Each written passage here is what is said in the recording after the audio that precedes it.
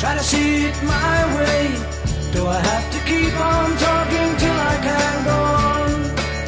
While you see it your way, run the risk of knowing that our love may soon be gone. Okay, it's very dark here. You wouldn't believe it, but I really do have 2 lights on in the room. People think you're in the total darkness because the camera just doesn't pick it up. And because it's a crappy camera. And when I looked at it, I said, it looks like I'm in a dark room. And I am in a dark room. I mean, it's darker than most people keep, I suppose. But there is light in the room. And during the day, I prefer natural light. And so I open up curtains and then I turn off artificial light. Just for anybody who needs an explanation of that. So last night, I had a really good day last search. Don't think it's you. I really enjoy you, and if you left, I would have real issues. It's like when Raven left, you know, I got all weepy and had a really bad weekend, and I was all, you know, going around all mopey. So don't do that. Don't leave me.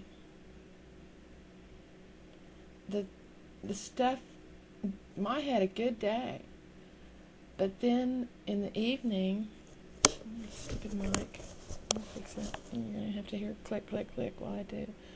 My mic is on a headset, and I don't want to put the headset on, so I hide it and put it close to me so you can hear me, because I don't have, you know, the perfect video equipment, you know. I'm not wealthy.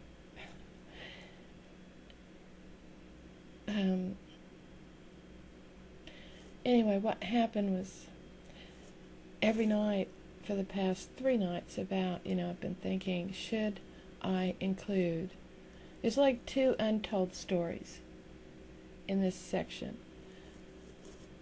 I make little lines, little notes in the margin that say, you really need to flesh this out. This story needs to be told and inserted here. And I'm getting to a point where a couple of those really ought to be told. But I've never told those 2 stories to anyone in my life. Anyone. I've never relived them. I've found that with a lot of the really bad stories, the bad crap that happened to me in my life, and trust me, there was a lot of bad crap that happened to me in my life. If I told the story once, it got easier to retell the second time without me being in it, being drawn back there, you know. And so with each retelling, the telling got easier.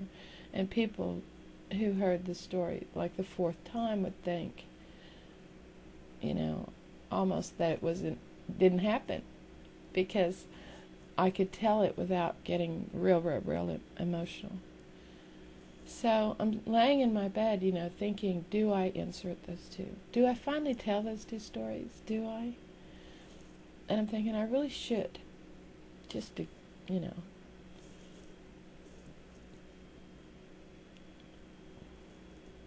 And before, you know, writing them, okay, I was telling Lollycat about this. Writing them was difficult, because I was all alone, and because I would edit, or I would tear it up before it even got halfway done, you know, so. And that's why I thought, you know, it would be good to do it just sitting here talking to the camera. But I'm also afraid I'm going to scare the shit out of some people, you know, with stories.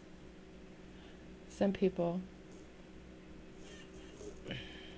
may not be able to handle it. I may not be able to handle it.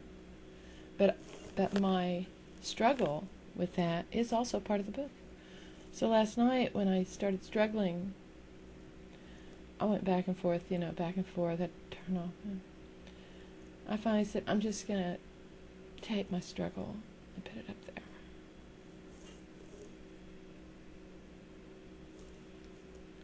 And then I'm going to just lay down for the night and let it be. And, gather my strength. And some of that strength comes from you. I found that when I told the stories before to just people and didn't write them, just told them orally, that some of the strength in being able to get through the story came from sitting with somebody. So tonight, I sat with you and told you my struggle. And you came through for me, and I thank you. So, I'll continue. I will get through this. I'll be my Scarlett O'Hara thing, As God is my witness. I will get through this. So, thank you very much.